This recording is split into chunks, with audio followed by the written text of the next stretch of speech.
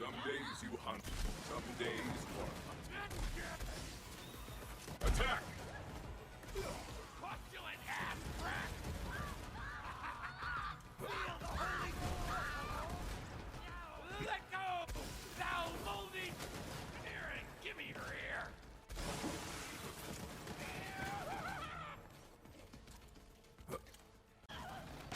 You ready, asshole?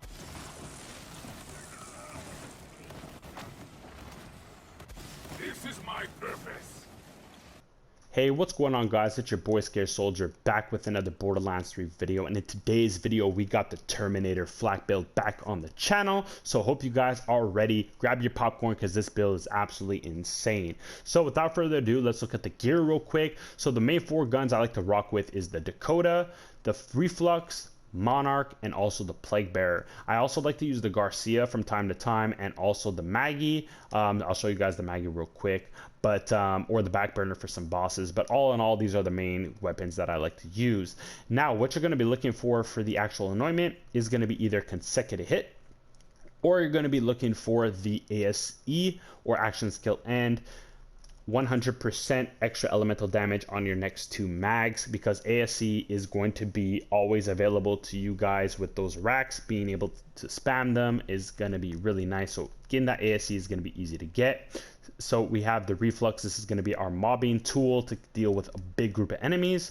The Monarch is going to be good and amazing actually for killing single target enemies extremely fast. And the Plague Bearer, because we all know Flak can have some trouble in big groups of enemies at times, sitting back with the Plague Bearer and shooting this thing from afar to kill off the majority of a big group of enemies is going to be really nice to your survivability, and it's extremely powerful, this weapon. And I do recommend you guys have the action skill and splash damage by 200, because that's the most splash damage you can get as an anointment.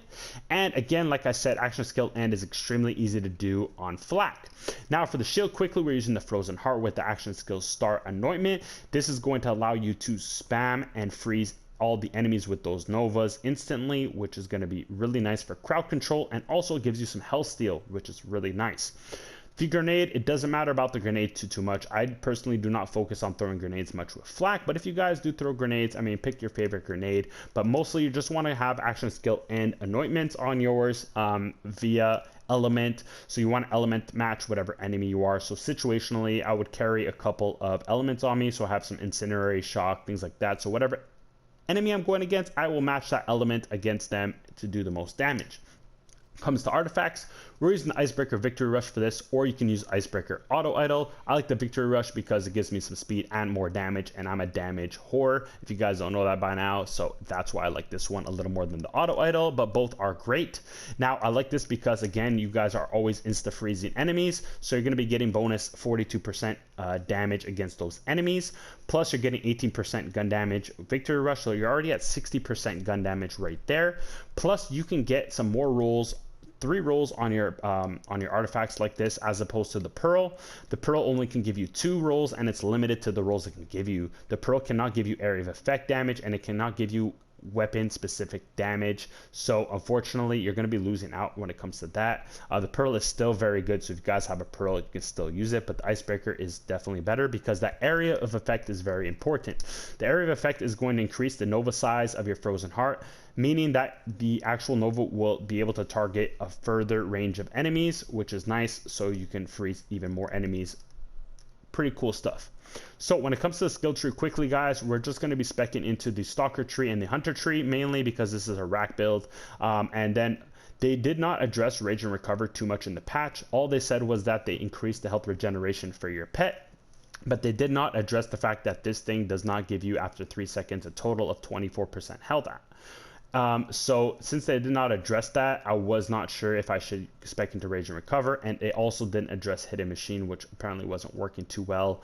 So that's kind of sucks, because apparently even when you go invisible, the enemies still have a target, so that doesn't give you actually the damage boost. So they didn't address those 2 things, so Either way, it doesn't matter because we are able to get our health back extremely fast with those Novas, and you guys are going to see that in the gameplay, especially with our racks stealing health, etc., etc. We are fine on health. But pretty much we went down to the power inside because, again, we're just going to be spamming racks, so we'll pretty much easily have full health all the time. Every time we activate an action skill, we'll get that damage pretty quickly.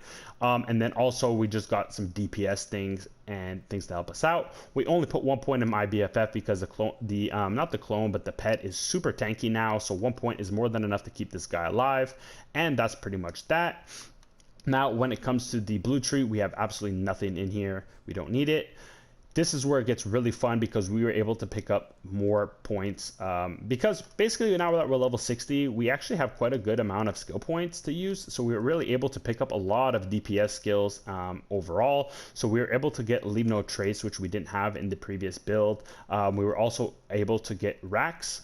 And the reason why I say now we're able to get racks is because head count is actually fixed with racks. So now you can really spam racks extremely easily with this setup because head count works. So that's amazing. And then of course we just picked up regular things like the Stalker perk, the Hunter's Eye, Big Game, Most Dangerous Game, Grim Harvest. And the reason I picked up Grim Harvest is because now that the action skills scale, by the action skill, like your racks doing damage, your racks can actually kill things now in the game, like regular enemies. So adding some action skill damage to your racks is going to be nice so you can kill enemies even faster. Also, getting some pet damage does not hurt because the pet can also do a lot of damage now and help you on the battlefield, which is nice. And Grim Harvest also gives you gun damage to flak. So this perk is quite positive in my opinion, so definitely go ahead and pick up Grim Harvest if you guys don't have it yet, and then get Galactic Shadow to give you more critical hit damage by 15%. Pretty awesome. And finally, Megavore, because we're not using Fade Away or spamming Fade Away anyways. Megavore is going to be nice to get those critical hits, which get a chance to get a critical hit anywhere on the enemy's body, so we can do more damage because that's what we like. And as for the augments, we are using the Falconeer and the Rack Accelerator to give us an extra charge, a rack so we can spam it even more, get some more Novas. And the Falconeer is going to help us with health steal. Since the racks are doing a lot of damage now, we're getting a percentage back as health. Basically refills our health back to full every time we call out a rack, which is awesome. And one little last note, guys, if you do want to do even more damage with your racks, definitely spec into Flock and Load. This is going to give you a lot more damage on your racks because you're shooting double the amount of racks, which is obviously going to translate to more damage. Now for the last thing, like the pet, we're using the Gunslinger Jabber. I like this guy a lot. I also like the Scorcher as well. These two are my favorite pets to use in the game for those who are curious to know. And finally, quickly, the modifiers, guys. My favorite modifiers right now on Flak are these ones right here. So definitely, guys, I've heard around the community, like with Chadley, I think he made a video on Holy Crit and why you don't need it with Flak. But Holy Crit is actually good on Flak because you have to have it in combination with Galaxy Brain. Now, Galaxy Brain is going to make the enemy's head humongous, and basically it's going to take over half of his body. So half of his body is going to be head. And of course, headshots are crit shots. So what's going to happen is that you're going to be 50% of the time, you're going to be getting 25% bonus critical damage. And of course, you want to hit critical hits with Flak because he thrives off of that anyway. So the combination of Galaxy Brain with Holy Crit makes it easy to hit those crits even better. So you're getting that extra bonus from Holy Crit. Plus, Healy Avenger is nice because, again, you have a chance to get some health back with this modifier, which is always good for Flak. And Drone Ranger, you don't really notice it, so it's a perfect combination. But anyways, guys, let's go ahead and see some gameplay. I'll see you guys over there. All right, guys, so I want to show you pretty much the premises of the build. So we're going to go get some enemies real quick. So first of all, here we're going to call on our racks. That's going to instantly freeze him. And then with that Galaxy Brain, you're going to see that his head is super easy to get, and we're getting that 25% bonus damage. Now, I'm going to back up for a second here because I want to show you also how much damage the racks can actually do. So we're going to call those boys in. And keep in mind, that's a badass, guys. And look at that. It's pretty decent damage, and then boom, one shot, he's dead. Now, I'm going to show you guys on a couple more enemies, the racks, because I want to point that out. But they can weaken the enemies a good amount for you, as long as obviously they're a little bit weaker. Now, the stronger the enemy is, like these badasses here, it's not going to do that much. But you can see against other enemies, it's not that bad compared to what it used to be anyway. But premises-wise, guys, you see that we can absolutely spam the racks, and that allows us to just freeze everything in our path. and just get easy kills and headshots as well. That's why I like the unholy crit, because the headshots are easy. So we got a normal enemy here, and here's the racks that come out. Instantly dead. 2 million damage. Pretty good stuff. So for normal enemies, essentially the racks can actually kill them. For badasses or stronger enemies, they'll weaken them a little bit. They'll take down half their shield or half their health, and then you'll finish them off. But it's way better than where they used to be, which they did almost no damage. So pretty cool stuff, guys. So let's go ahead and see some other gameplay. Alright guys, so I also want to show you quickly the stopgap if you guys do not want to use the frozen heart shield, but I want to show you the power of this shield as well. So we're going to quickly call that in, and how we do that is by calling in our racks, and now you see that blue around our screen means we have immunity. We're going to do it again. So basically every 5 seconds you're going to have to call in your racks to get that immunity, but essentially you're 100% bulletproof, basically God mode with Fl4k, and nothing could kill you. So that's all you got to do, and look at this guy shooting us, and we're taking no damage whatsoever. Boom, call it in again. Let the racks get him a little bit. But yeah, you guys get the point. You can just keep calling that in, and it's pretty gnarly. So you guys can go and pick between both of the shields. Now, like I said, I actually like the frozen heart a little better, but that's just me. You guys can do what you got to do. But let's get into some real gameplay, guys, and get started. Alright guys, so a couple things that I love to do with this build for starters is I love to use the Plague Bearer. So whenever I'm against a big group of enemies, I pull out the Plague Bearer and let the Plague Bearer do the work, especially with that action skill 200% bonus splash damage. It really basically one-shots every group of enemies you go against with the pull of the trigger, and this is great for crowd control. Not only do I freeze enemies and keep them in place, I also destroy them with the Plague Bearer, which is really good for also Fl4k's survivability, because Fl4k kind of lacks the ability, like some of the other characters, to deal with mobs way efficiently because he doesn't have health steal. So going up in the enemy's face 24/7 is not your best move all the time. Now it's doable, but it's not the best move because unfortunately we are missing some health steal that all the other characters possess. So we have to be a little more strategic with this. So I like to use the Plague Bearer, blow up the majority of the enemies, and whatever scragglers are left, then we use the Monarch or the Dakota to finish them off. Now, of course, with big bosses like Wotan or whatever, you can use the Monarch, you can use the Backburner, you can use Plague Bearers, you can have fun with it. But for the majority of the time, I like to keep ourselves safe. Use the Plague Bearer, then Dakota, then Monarch for the rest of the little enemies left. And that's pretty much how I like to use this build and how I've had success. Now, you guys are going to see us go against Wotan, and just to show you the damage of this build and how insane it is. So here we go. You guys ready? Boom, boom, boom, and Wotan is obliterated just like that.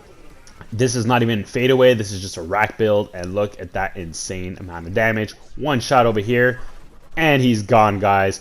Pretty crazy stuff, man. This build does not miss anything, really, honestly. This gives actually Fl4k the best chance to survive when not using gamma burst builds. Gamma burst obviously is going to be the best survivability with Fl4k, but for a build that does not use gamma burst, this survivability is actually really nice with the help of the frozen heart.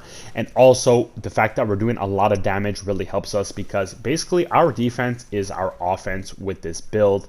And what really helps, like I said, was the frozen heart, providing some crowd control, stopping the enemies in their tracks, allowing us to get free kills, free headshots, taking advantage of unholy crit, and also just taking advantage of all of Fl4k's main stuff.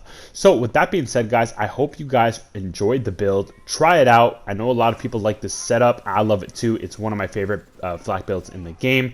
Let me know if you guys are more geared to going towards the stopgap, or you're going to be using the frozen heart shield. I love the frozen heart shield. It's so fun just freezing a huge bunch of enemies. They're all standing still, and then you just go to town on them.